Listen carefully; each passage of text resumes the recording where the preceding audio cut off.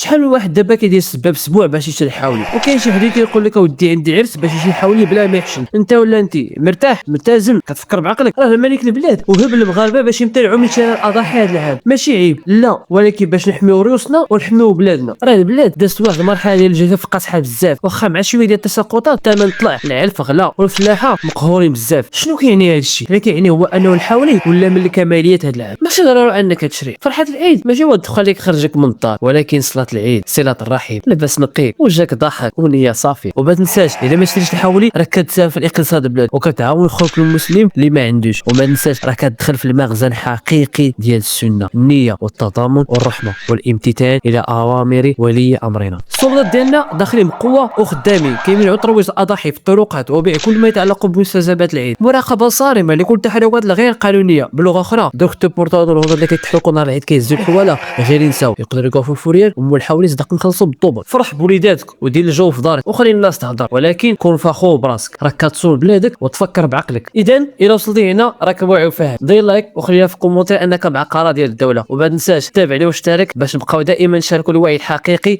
بنيه صافيه. وعيدكم مبارك سعيد والله يدخل علينا وعليكم بالخير. معكم عبد اللطيف، السلام عليكم.